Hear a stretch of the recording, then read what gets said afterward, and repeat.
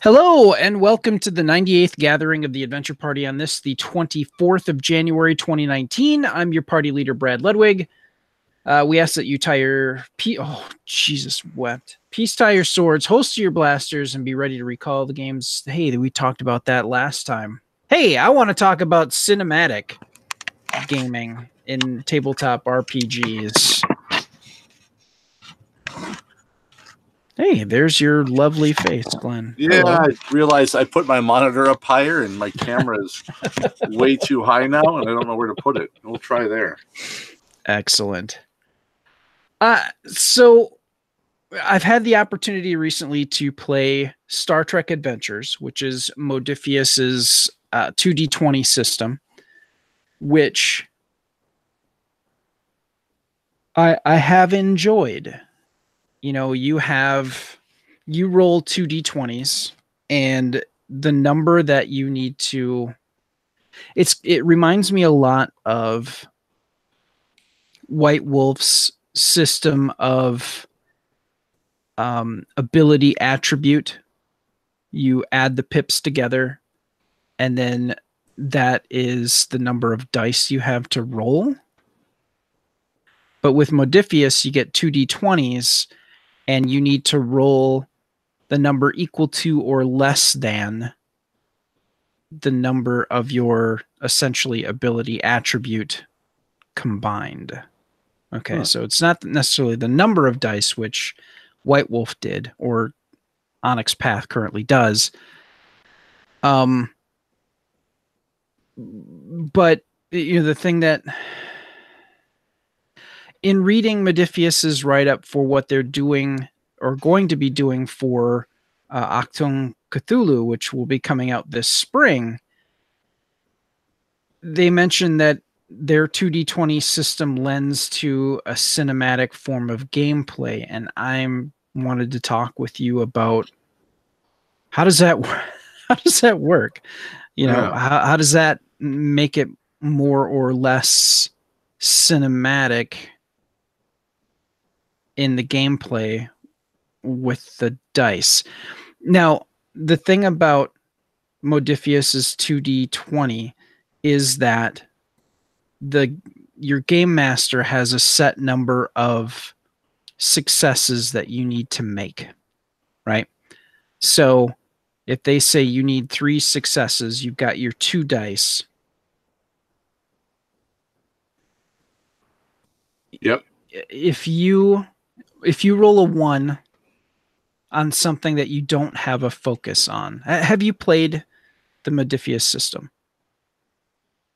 I haven't played that one yet. I've read it. I've got the Star Trek book. Okay. I have a bunch of their other stuff, but not using the 2D20. Okay. So the when you create your character, you can get focuses. Yeah.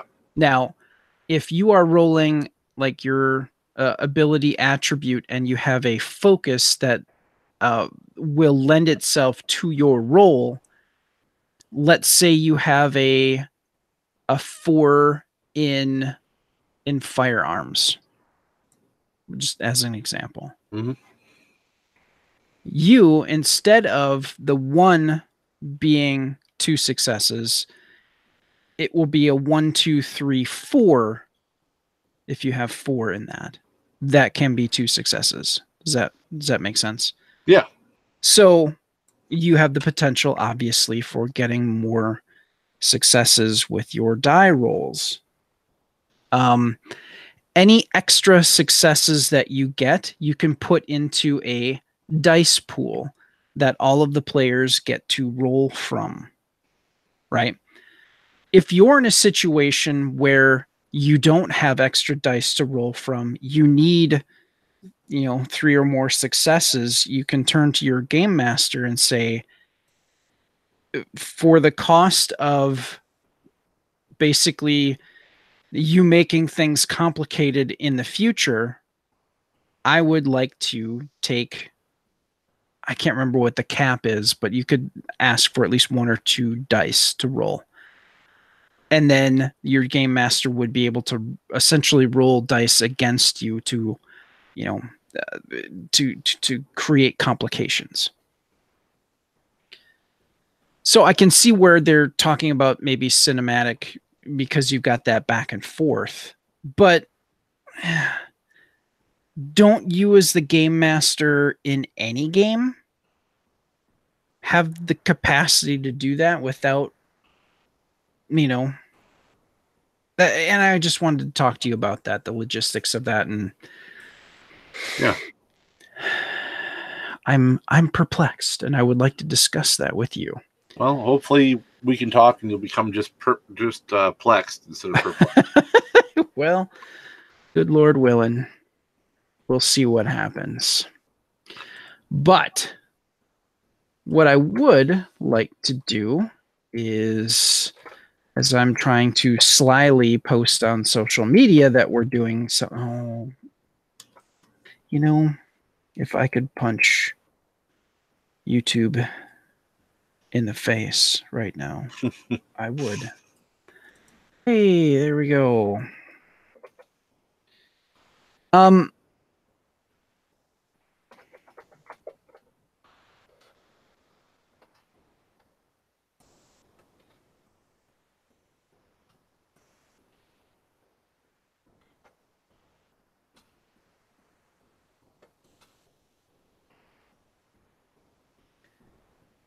Yeah, here, this is where the editing and the audio version of this will definitely come into play.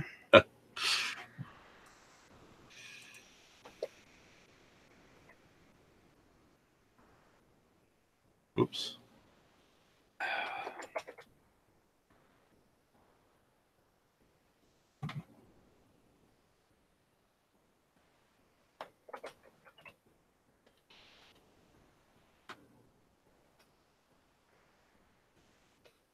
All right.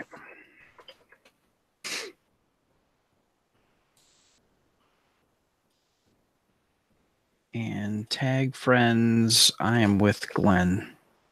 Because that's how. All right. So, what we're going to do now is we are going to have you review something I had not heard of before, but I'm interested in learning more about. What is that game, Glenn? I have brought Legends of Draxia. 1 sec. Sorry. That was a work thing that popped up all of a sudden. So, Legends of Draxia. This is a game from Mythica Gaming. They're a smaller press. It is for 2 to 6 players. Plays in about 30 to 60 minutes and retails for $30. This is a it's basically it's a light engine building game is what it is. So you have different buildings you can buy that can give you different resources, and then different resource cards to collect for the game. And the resources are stone, food, bows, swords, and gold. On your turn, you can either build a building or go fight a monster. Those are your 2 choices. You can also buy spells, but that doesn't take an action. It just costs 2 gold to buy a spell, and you can cast a spell anytime you want to. If you want to buy a building, you simply spend the resources. So I would spend a gold and a stone and a food, which would buy me one of 4 basic buildings. I can get a farm, which creates food, a quarry, which creates stone, a blacksmith, which creates 1 sword, or a boyer, I think it was called a boyer, that creates 1 bow. And you can basically exhaust those, tapping for those, if you want to use the trademarked word from Wizards, but you exhaust it and you get those resources every turn without having to spend cards. There's other more advanced builds you can buy as well that give you better benefits. If you want to fight monsters, you simply draw the top card of the monster deck. It'll have what it is. So it might be, say, a bear. And it'll have hit points. So this bear has 5 hit points. That means I have to discard, or if I have buildings for me, I can tap enough weapons to do 5 points of damage. Every weapon does 1 point, basically. So a sword does 1, a bow does 1. But a bear is a beast. So bows will do 2 points of damage. So if I have 2 bows and a sword, I can kill that bear. I can also discard 2 of any resource to become 1 of something else. So if I had, say I had 2 bows and nothing else as far as weapons go, but I had a stone and a food, I could discard that stone and food to make it a sword, and I could kill the bear. I then get the card, which goes in my victory point pile. I get victory points for killing monsters. And then they'll have some kind of loot on it. So it might say, I believe the bear is you just draw more resource cards. And you get new resource cards every turn. Other monsters you'll fight, like you fight humanoids like orcs and ogres, their loot is you just draw more monster cards and you just keep fighting more monsters. If you can't beat the monster, you simply run away. There's no negative effect aside from the fact that you basically just wasted your turn because you pulled a monster you couldn't kill. Other than that, you keep playing until either all the monsters have been drawn or there's a card called the Cathedral. If all the cathedrals are built, the game ends, and then you tally up points. You get points for all your buildings, all the monsters you defeated. There's one spell that can give you victory points as well. Plus, at the start of the game, you will have gotten a character. You're going to get 3 characters at the start of the game, and you pick one to keep, and each one has a secret. You keep it secret, and you have a special scoring bonus at the end. Like the Druid is worth 10 bonus points, -1 for every building you built. The Barbarian just gives you bonuses for killing monsters, so you get bonuses based on your character as well. It's a really light game, so it is not really heavy to it. And then there is an expansion that's out available as well, which I'm completely blanking on the name of the expansion. But the expansion adds more of a player versus player element to it by introducing dark spells. So now it's killed that ogre, and you're like, cool, that's 7 victory points. I'm like, oh no, you didn't kill it. It's enraged, so it has 2 more hit points. Oh, jeez. And now you're going like, And in the normal combat, so say I have that ogre, and I look at my hand, I'm like, he has 7 hit points. I only have 5. I can only do 5 damage. I just run away. I don't spend my cards. However, if you have that ogre out, and you spend 7, say I have 7 swords, I spend all 7 swords to kill him, and then someone enrages him. If I can't beat him, I run away, and I lose those 7 swords I played. So it adds a real kind of mean element to it, which I kind of like, because it starts off with there's really not really a lot of player interaction. Actually, there's pretty much none. I mean, if somebody takes the last of one building, that's about it. But this, which is I think a great introduction to this type of engine building type game, because some games it's super light and some games are not great as a gateway, and I would call this a gateway game, which then has an expansion that says, all right, now you know how to play. Now let's be cruel to each other. So it's a fun little game. I'm enjoying it. My staff is enjoying it too. So nice. Yeah. That's about all there is to that one. It's a really simple, easy game. It's got some good artwork on it too. And like I said, it comes from a small press. I mean, they make this game and then they help publish another game as well, and that's pretty much their company.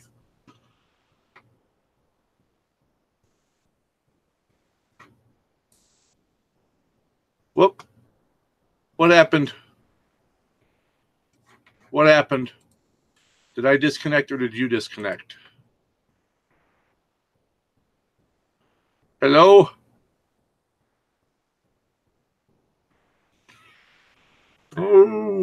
Oh, what happened? Did I do that or did Brad do that? What happened?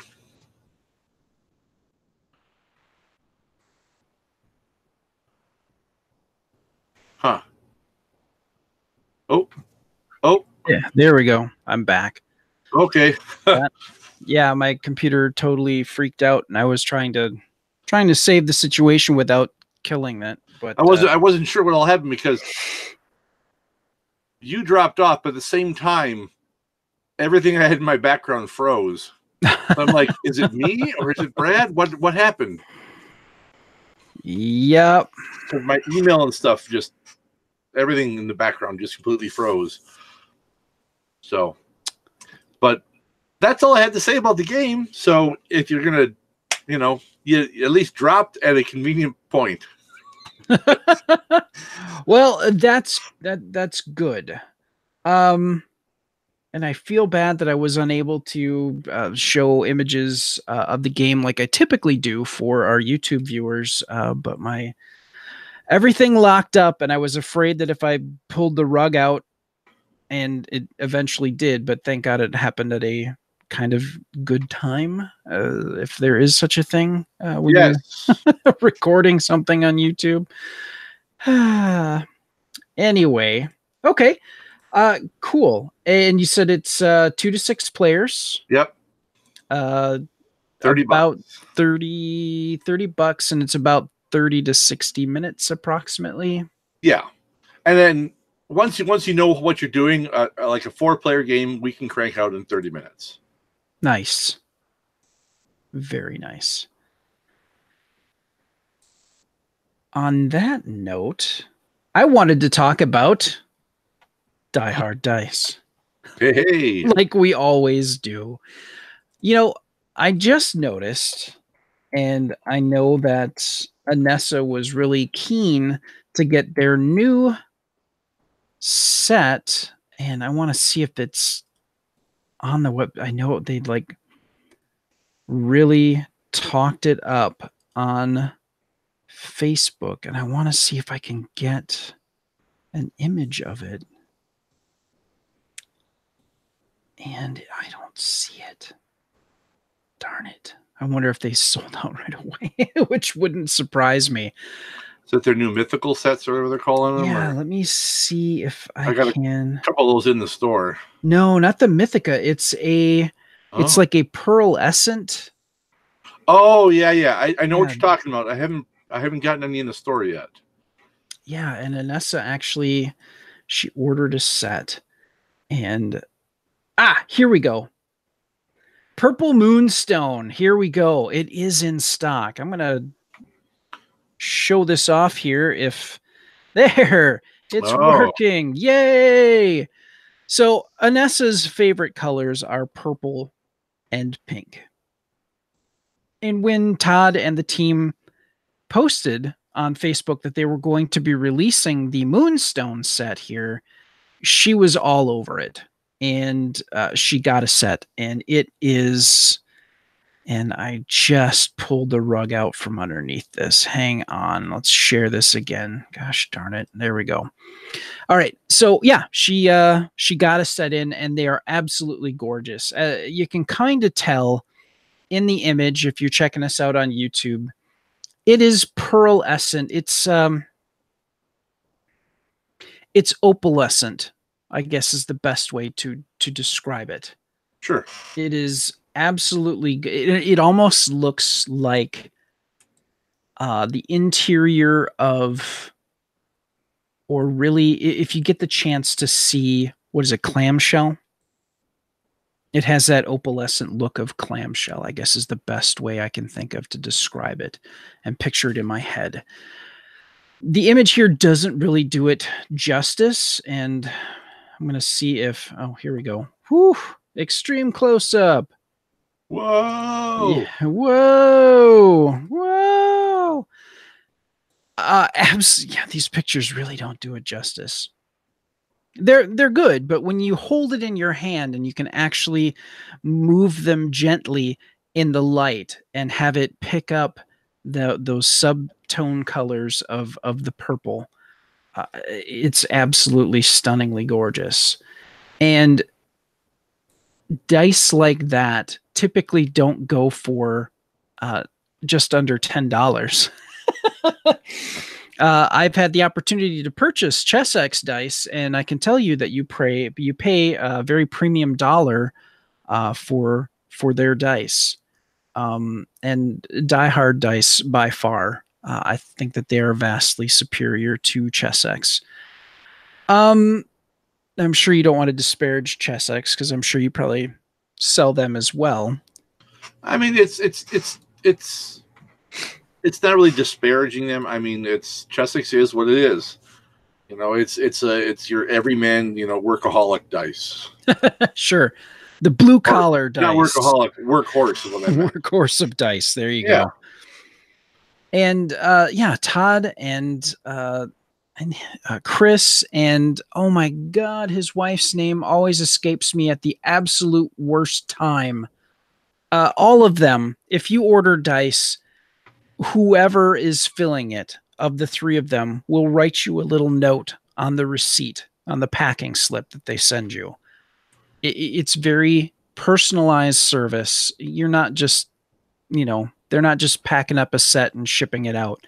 They're actually interested in you enjoying the dice. And if you use the coupon code Adventure Party, all one word, Adventure Party, you can get 10% off of your order.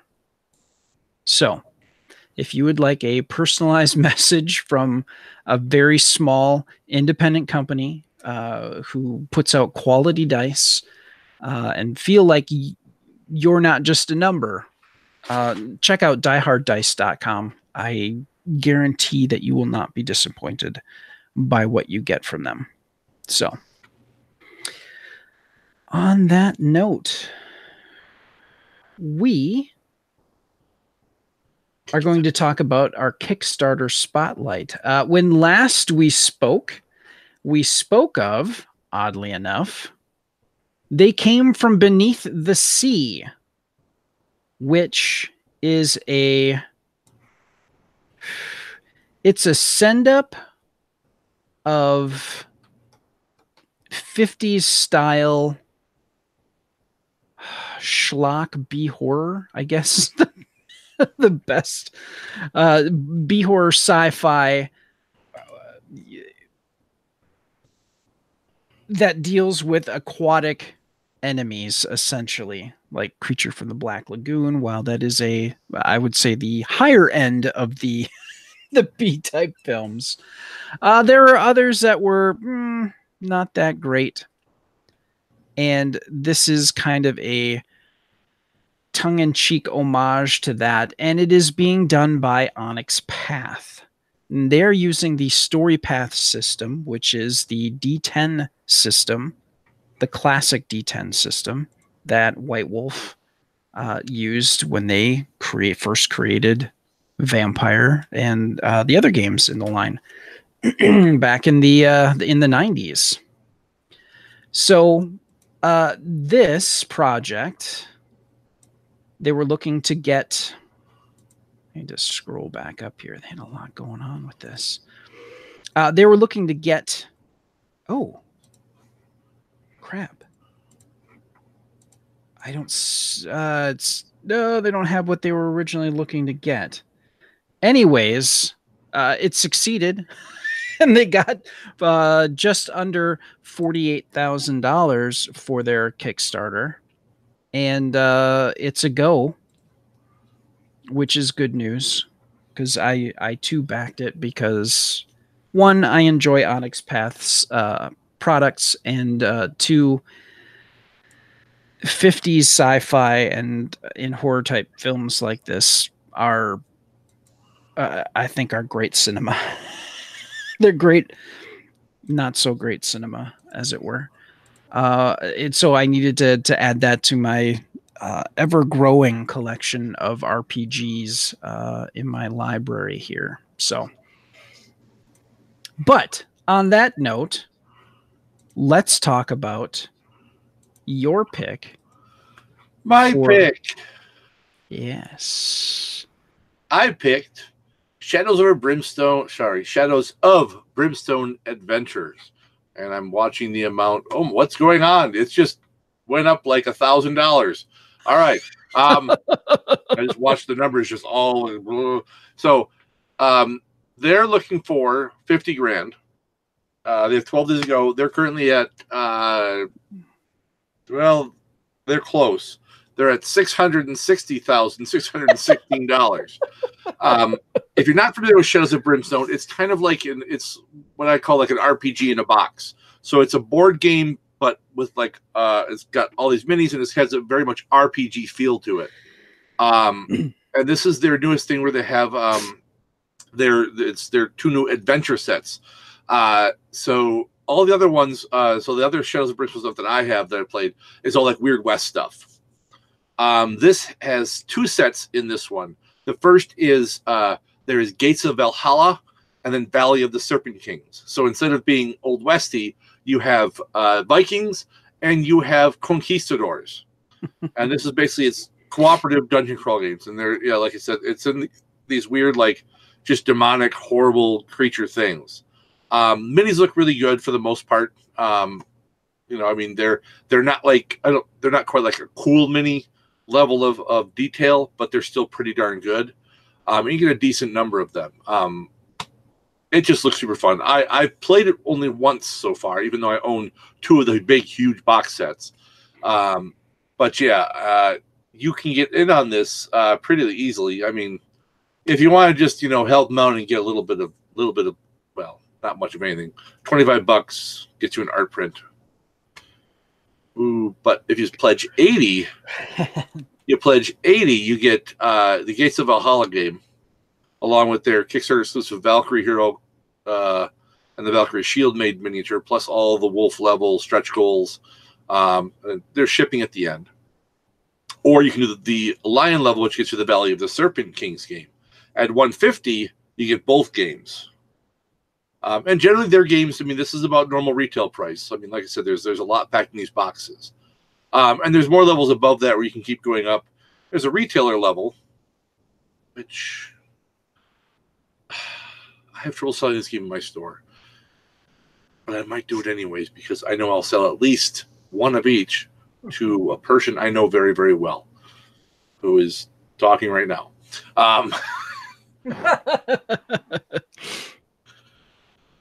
And oh my god, and they've been blowing through their stretch goals. Yeah. So now we've got the Lumia vampires for the serpents. We've got what is this? The Draugr, undead Vikings. We've got a female Viking Jarl. They're adding a lot of stuff. Oh, Hellbears for the Viking game. My god. Swamp Stingers, female Conquista El Capitan. Yeah. Thunderforged Titan, a double extra large enemy. Holy crap. Yeah. There is a lot going on here. There's a lot going on here. Shadow Lurkers, Targal Librarian, Carnivorous Plants, Archive Guardian. I'm wondering, it looks like part of it. Oh, no, they have it. They just hit the Archive Towers. Yeah, so, which I think that's for the Tredarian Strike Team. Yeah, I think I might just back. Which is their Kickstarter exclusive expansion. Mm-hmm. That's amazing. Oh, and it's Flying Frog, no less. Well, of course. Yeah. What else would it be?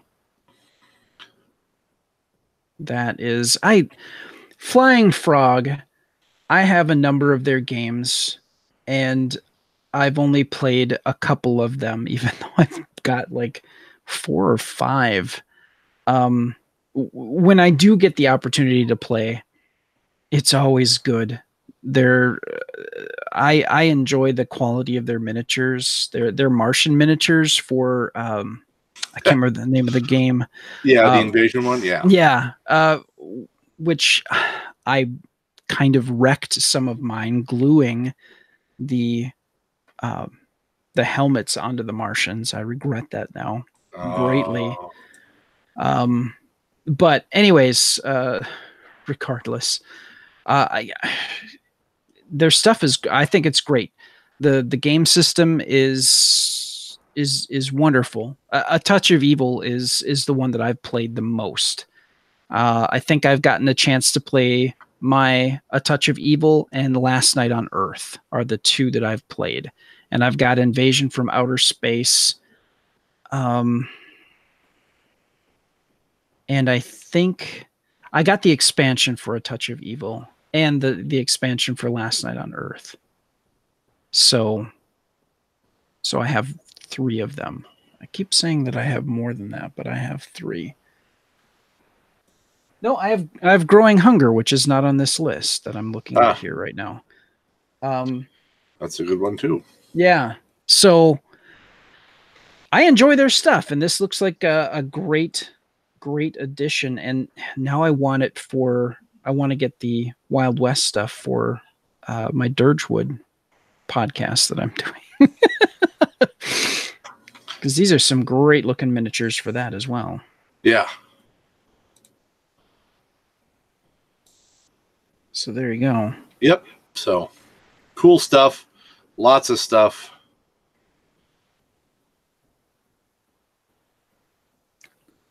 Although I'm having a hard time. Normally they have they used to have a shop on here, but I'm not seeing it now. Or at least a reference to, get you to.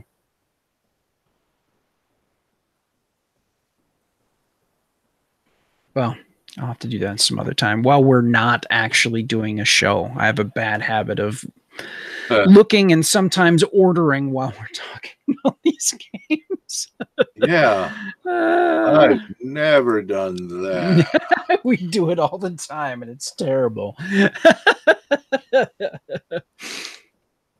It's good for them, not so good for our accounts with our banks. So there you go. So Shadows Over Brimstone Adventures, and you get the option to get one or both, which are Gates of Valhalla and Valley of the Serpent Kings. Mm-hmm. God, those miniatures look really nice. Yeah. Yep. And I like the play style of their stuff too. So. Yeah. Excellent. Thank you for bringing that to our attention, because Flying Frog rules, in my opinion. Yes, they do. All right, we're going to get on to our discussion here about, and I talked about it a little bit at the beginning, which is Modiphius's claim that their 2D20 system is more cinematic than ... And I'm not going to necessarily dispute that it's more. It's kind of subjective. And I'm kind of wondering if it's the system or the game master that really makes something cinematic. Does the system lend more to being cinematic, or does the game master do all the heavy lifting on that? And I've been running Fridays at 12:30. Some of my coworkers and I will go down to our basement, and for 1 hour we game. And I am running Dirgewood using the classic White Wolf. Well, the updated classic Onyx Path Hunters Hunted 2nd Edition, which uses the updated Onyx Path vampire rules. And the first couple of episodes that we recorded, I was kind of getting back into, and I hadn't run anything for a while. And I kind of noticed as I was editing those episodes that, my descriptions of things were getting a little bit more involved. And I haven't gotten to to episode like 6, 5. No, was it 6? It was 6, where we did something and I actually had people go when I described something that happened. And, the mood, everything was just really, it just all clicked. And it really kind of triggered. Everybody was viewing something in their head, and it was cinematic, I think, in that respect, in their head. So, does the game system make something cinematic, or does the game master? What are your thoughts? I think there are some systems that lend themselves better towards that style of play. Mm-hmm. But, I mean, a big part of it could come down to the game master and the players. I mean, you can have a game that is set up to be super cinematic, and someone who doesn't run it that way. Yeah. Yeah, I mean, you have systems that I think lean more in that direction of how they play. But it's not just the game master. I mean, a lot of that comes down to the players too. Yeah, no, I would agree with that. Because no matter how good of a game master you are, you can be the god of art of game mastery, and you could weave stories of such incredible depths and beauty that people weep. But if your players just respond to everything with the "I rolled to hit, I rolled a 7, does that hit?" I mean, yeah, it takes everyone else out of it. So it takes the whole group to really, I think, create that cinematic feel. yeah. And we've talked about it a lot. Tabletop role play is done at its best. It's a cooperative group effort. Everybody's chipping something in. You know what I'm saying? Your game master sets the framework, and the players work within that framework or sometimes break out of that framework. And by their actions or descriptions of actions or planned actions can make or break something.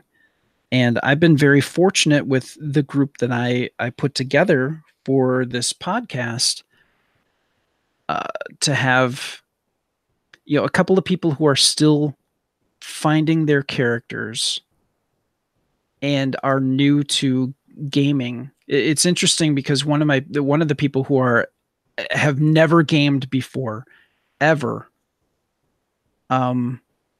is probably the most dynamic player in the game. And partly it comes down to, well, training. She was in LA and she had improv classes and things like that, so she really works within that yes and framework, and does a lot of give and take. But also she's not saddled with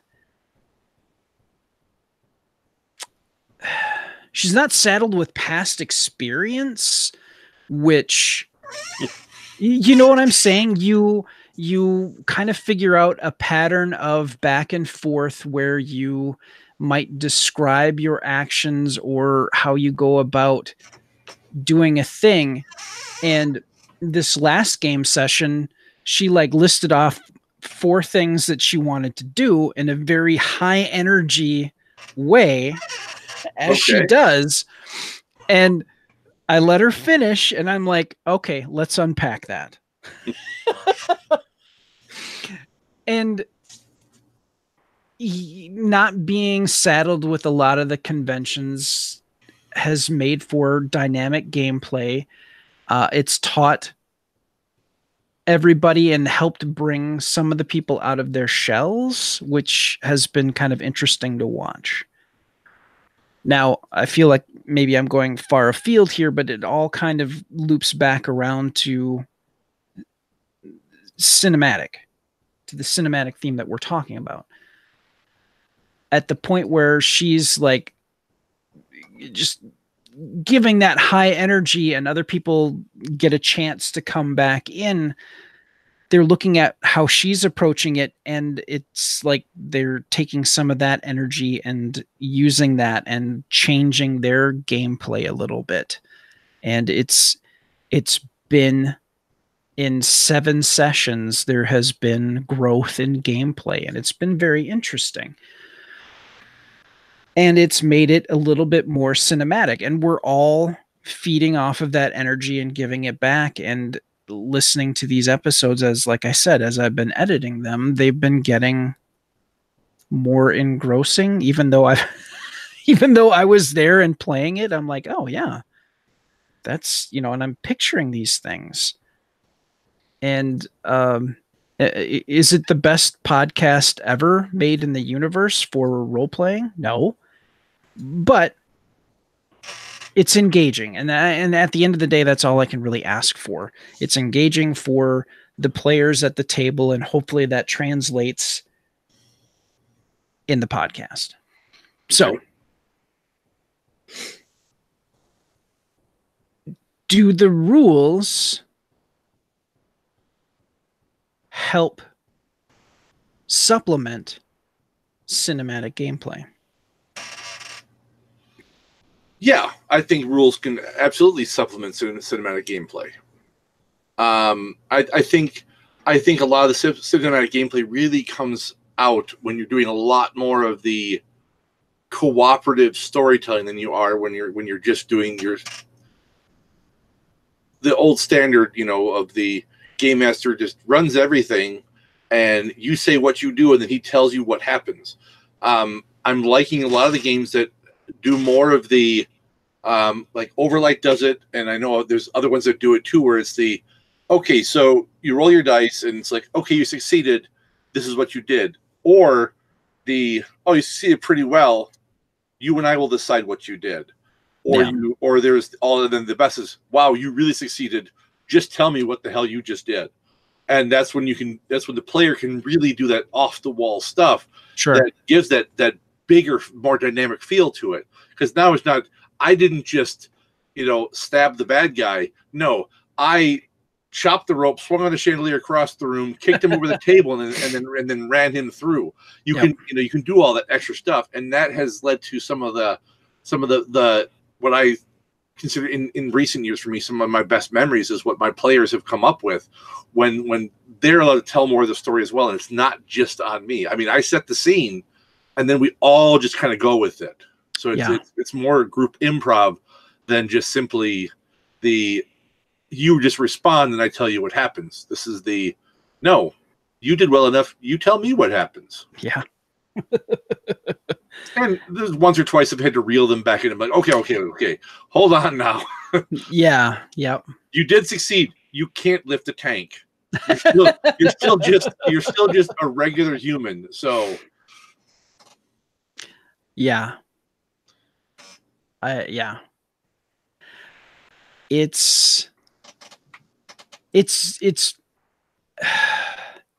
It's nice to have the framework of the rules, and it's nice to have players that are willing to put that energy into it to allow for that type of gameplay. I guess what I'm trying to say is, yeah, that back and forth, I said it earlier, the back and forth is absolutely critical. You cannot, as a storyteller, carry it. When somebody rolls, like especially in like the White Wolf story path system, if they get 5 successes, which is like a ridiculously awesome success level, you can't really go, yeah, you do the thing. They're really at that point. And I guess sometimes it's hard to, and it depends on the player too. There's some players where I would go, okay, go. What do you want to do? You've got 5 successes, go nuts. And we'll see how far you can push it before I go, okay. That's the limit. Karina, who is the new player that's high energy, I'm almost afraid to allow that level of, she got 5 successes. Okay, go. Because there would be a lot of, okay, you've shot a lot of stuff out here. Let's roll it back to this level. So some of it is knowing your player and how to nicely cap that narrative before it gets a little out of control. Yep. I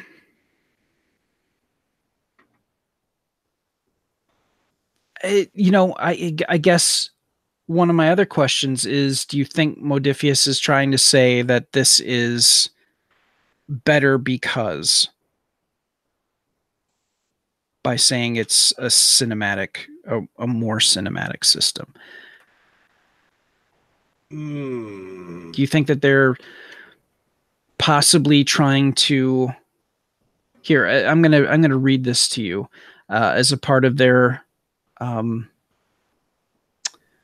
Well, this is the announcement, and they started it with Mutant Chronicles 3rd edition, and they're using it in their Conan. They'll be using it in their John Carter, and they'll be using it with Achtung Cthulhu. Here we go. 2D20 is a very cinematic, action-oriented system developed by lead designer Jay Little as part of the Mutant Chronicles 3rd edition design team. The game is built around a core mechanic of rolling under an attribute plus skill total on two 20-sided dice. Multiple successes are possible and can be used to create the cinematic action.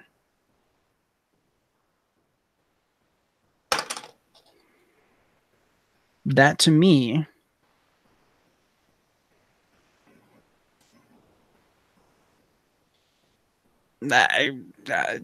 as you and I have collected, and you have more games than I do by far, that's where I was confused, and that's why I wanted to talk about that. I'm not going to deny that the 2D20 system is not awesome, because it is. It's been fun to play with Star Trek Adventures. And it's been a while since I played the Mutant Chronicles, but I can't remember if it was the 2D20 with the edition that we were playing. But I'm not sure it's at the level of tooting your horn of greater than tinned milk. Yeah, but I mean, that's just the thing that companies do. Yeah, no, I mean, and this not just gaming thing. I mean, every company, this is innovative. No, it's not. It's not. You took something, you changed 5% of it. And when it comes down to it, I mean, dice are still just dice. So, I mean, it can be a cool system, but there's a lot of cool systems. Yeah. So, and I mean, I've played some games where the system, if you tried it with a different setting, it'd be like, well, this doesn't work at all. So there are some systems that a mechanic won't work with every system. There are people who will argue and say, well, a good mechanic can make work with anything. I'm like, I don't know about that. So, because there, especially now there are so many weird settings out there. And I need to hit up Amy for some of the ones she's picked up. Because she's posted one or two that I'm like, I haven't even heard of those ones. And they look amazing. And that's what I do is I collect all of these, let me just, you can't see them from here. Oh yeah, you can. But between the shelves, that's right above my bed. I have most of my RPG books. There's 4 shelves like that are just all of my RPG books, and most of these are not mainstream. I mean, I've got D&D and I've got some Shadowrun, but I mean, I've got so much other stuff up there. I mean, I got rid of a few that I read through, and I'm like, I'm never going to play this and that. I don't find them interesting enough for me. But I mean, I still have like 90 some different RPG systems. Well, I shouldn't say systems, sets, whatever you want to call it, because some of them use the same system. I mean, there's 4 or 5 that are Fate Core. There's a half dozen that are Apocalypse. Sure. So, I mean, some are the traditional Call of Cthulhu, the D100 system, the percentile. So, and I mean, I think with the right GM and the right players, you can make any system dynamic and cinematic. Mm-hmm. It comes down to how you want to run the game. But, I mean, some games set themselves up better for that. I think D&D is probably a little harder because the rules are not made as much for that, but you can still do it. Yeah. Now, Rollmaster, maybe. Because you get constantly broken out of the, it'd be a cinematic feature that has an intermission every 3.5 minutes.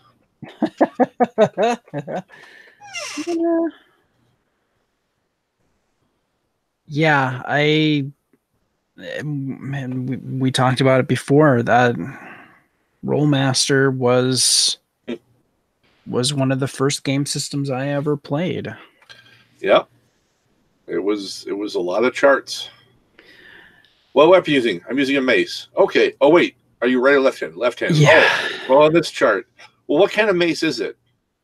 Well, what do you mean? It's a footman's mace. Okay. Is it iron or is it... seriously? Yeah. And you're swinging overhanded or from side to side? Like, really? All these different charts? Yep. And what are you hitting? Well, you're hitting this type of armor. This time of day during the summer, but it's not raining, but it's not quite sunny. So I'm going to share something with folks. Yes. When we talk about Rolemaster and the level of chartiness that it is. How did anyone old play this game? Because at my age now, I can barely read this. And well, this is kind of here. Oh, I know. It's even still in the book. In the book, that's still. So for those of you who are checking us out on YouTube right now, I am showing you the attack table for a one-handed broadsword. And yeah, it's a big chart. And that's for one weapon. I mean, and it's not even just not. Let's see. So this is what 10E. I don't remember what all the abbreviations stand for anymore. Yeah, I don't either. DP, DS, DP, CP, CP, CSCK, BS, BP. There was a lot going on, and thankfully, I had a game master who had a almost near photographic memory for this stuff, or had used it so much that he could just pop to the page and get the thing done. But damn, that's a lot to take in. And you did it paused for a moment. Yep. And that kind of did take you out of gameplay. It was a good system at the time that it was introduced. It was more, well, and the person that ran this was all right. It was all right. Yeah. And again, it really kind of came down to Al, who was the game master, was a big time fantasy guy and a computer programmer, and is still a computer programmer to this day, and actually works, I believe he's in Washington State. He's not working for Microsoft, but he's working for a large company. And numbers was his gig. He loved numbers. So this made sense to him, and he made it work, and he was an amazing game master to me because he did cinematic even with these huge charts. It was a little slower than I think some of the newer games can do speed-wise, but so more of a French film. It was vaguely French. I would concede that point. So I guess I don't necessarily want to say that, Modiphius is full of crap. They're not. But I'm not willing to go so far as to say that the system determines whether something's going to be cinematic or not.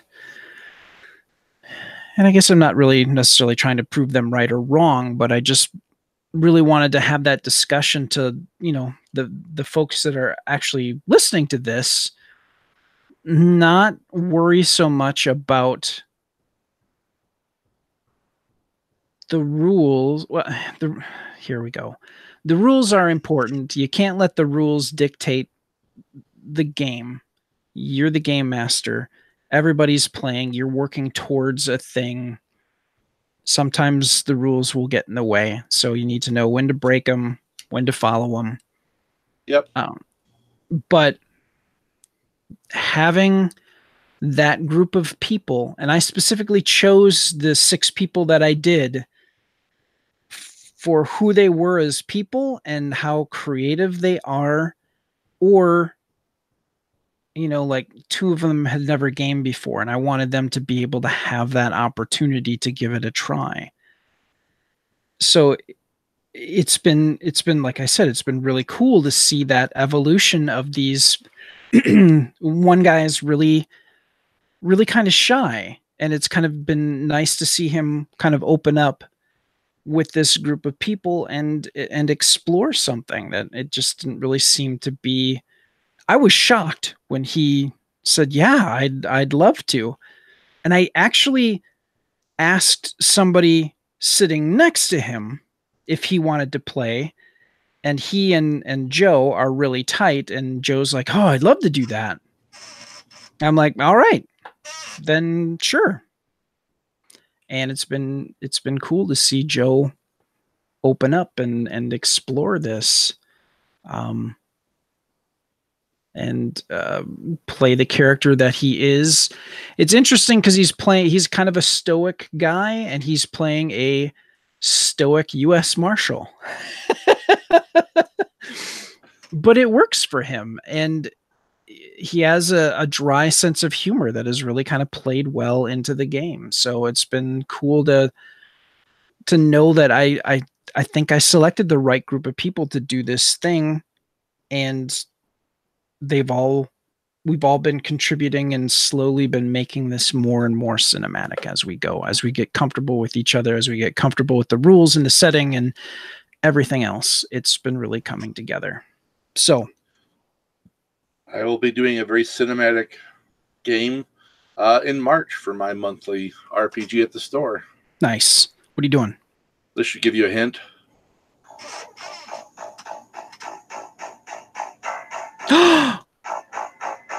Flash.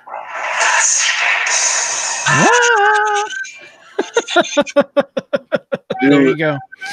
Whoops. And then into Professor Elemental. Because sometimes you need Savage that. Worlds. Nice. Savage Worlds Flash Gordon RPG. Yeah, that's right. I saw that it was coming out, and I was like, "Oh wow!" And somebody said, "Oh, that's right up your alley," and I'm like, I need to kind of work my way into Savage World system a little bit. Yeah, it's my first time running Savage Worlds. I've only played in Savage Worlds once, so but I know a little bit of it because I have run and played a lot of Deadlands. Yeah, which it kind of original Deadlands kind of morphed into Savage World for the most part. So yep. So I know a lot of the basics already, but it should be fun. I'm digging it a lot, and you and I got to play something sometime. Absolutely, we do. I would love to. When is GlenCon this year again? It's later, and it's the summer, earlier. Isn't it? Oh, it's earlier this year. It's in June. Yeah, June 22nd and 3rd. That's right. Yes. It's just the Saturday, Sunday. Okay. The Friday is still happening, but the Friday is more invite only. Ooh. So basically, the Friday is Friends of Glen Night is what Friday is. Nice. So you're invited Friday if you want to come Friday. Sweet. We'll have to talk with the missus and see if we can. Oh man, she's got. She's. Do you remember Rhiannon? Yeah, here we go, everybody. We're getting real personal here and talking about stuff you're never going to have any idea what we're talking about. She stood up in the wedding on Anessa's side. She walked with Alex. She had the glasses. Yeah, well, oh, and now Alex heard me go So anyways, she's getting married on Memorial Day. Oh, okay. So we'll have to see how everything kind of pans out with travel and whatnot, but I would love to do that. Well, yeah. I mean, it's a month after that, so. Yeah. Not quite, but yeah, about a month after that. But yeah. I can understand that. Because I would like to, obviously get a hotel room and be able to crash and do the entire weekend. That would be cool. Perhaps I will have something ready for Drift by then. The game I have told almost no one about that I'm working on, because I hit a wall with Demon Eater, so I went to work on something else for a while. Oh, cool. You're the 25th generation on a colony ship Ooh. that has been adrift for 25 generations. Interesting. Yeah. So you have most certainly piqued my interest with that. Yeah. Huh. Well, I would love to do that, sir, and we will see what the future holds. But I know what the future holds right now. It's the end of the show. So if you'd like to chat with the hosts or listeners of this Galactic Netcast 24 hours a day, you can go to gncast.com/signup, and we can add you to our Slack team. I'll let you finish that up. You all good? It's not going to stay. So you don't need to see me. You can just see my hair. And what fine hair it is. We can add you to our Slack team so you'll have the ability to interact with us in real time. Again, you can go to gncasts.com/signup. For more on this podcast, including show notes, contact info, and more, you can go to gncasts.com/adventure. If you have questions or a comment about anything that you've heard on this Galactic Netcast, you can email adventure@gncasts.com. You can leave a voicemail message by calling 805-328-3966, or you can go to gncasts.com/contact. And we do read, listen to, and appreciate all of your feedback. Please subscribe to this Galactic Netcast by going to gncast.com/subscribe, or you can search iTunes, Stitcher, Google Play Music, or anywhere podcasts are offered. And thanks, lastly, but certainly not leastly, if that is a word, thanks to Mark Wooldridge of Central Battery Music Works for the theme music to the show, which you hear in the podcast version. And also, thank you, Glenn, for taking the time to talk to us today about your game review and chit-chatting about cinematics in RPGs. Where can people find out more about you and what you are currently doing? Best thing for now is follow me on Twitter @GuyInABunker, or check me out on Facebook, because I haven't been updating my web pages at all. Fair enough. And if people, for some weird reason, want to find out more about me, you can find me on Facebook. I think on Facebook I'm Ludwig.Brad.